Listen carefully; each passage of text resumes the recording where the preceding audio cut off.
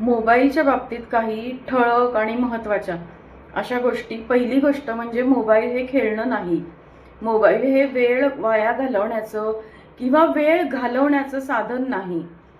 तर मोबाईल हे एक व्यसन आहे की जे लहानांपासून मोठ्यांपर्यंत कुणालाही लागू शकतं. दुसरं, एखादं व्यसन असेल कुणालाही लागलेलं तर ते सोडवण्यासाठी विशेष प्रयत्न करावे लागतात.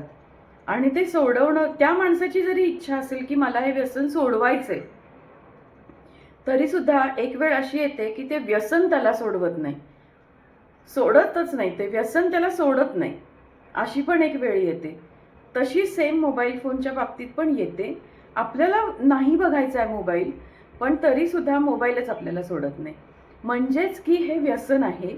आणि ज्याप्रमाणे एखादं दारूचं व्यसन असेल किंवा इतर कुठल्या गोष्टीचं व्यसन असेल, तर ते दूर करताना विड्रॉल सिम्पटम्स येतात. म्हणजे चक्कर येते, अस्वस्थ वाटतं, आपल्याला बरं नाही आहे असं वाटतं. हे जे सगळ्या गोष्टी होतात तेच मोबाईल सोडवताना सुद्धा होतात.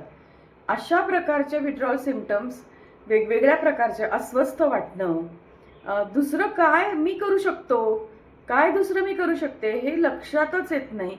हे सगळे विड्रॉल सिम्पटम्स खूपच तुमच्यापैकी प्रत्येकाला जाणवत असेल जेव्हा तुम्ही ठरवत असाल की आपण काही दिवस हा मोबाईल बंद करून बघूया, थोडं डिटॉक्स होऊन बघूया वगैरे वगैरे. पण ते होताना दिसत नाही. याचं कारण हेच आहे की ते मोबाईलचे व्यसन आपल्याला सुटत नाही, मोबाईलच आपल्याला सोडवत नाही. आता हे सगळं आपल्याला माहिती आहे की आपल्या ह्याचा डोळ्यांना ह्याचा त्रास होतो, आपल्या मेंदूला ह्याचा त्रास होतो, आपली डिसिजन मेकिंग करण्याची जी काही क्षमता आहे ती आपली कमी होते.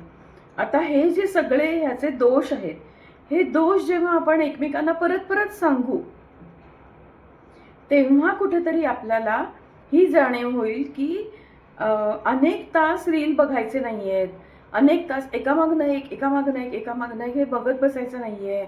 आपण काहीतरी छंद जोपासू शकतो, आपण पुस्तकं वाचू शकतो, आपण उठून फिरायला जाऊ शकतो. हे सगळं लक्षातच येत नाही मोबाईलच्या अतिवापरामुळे.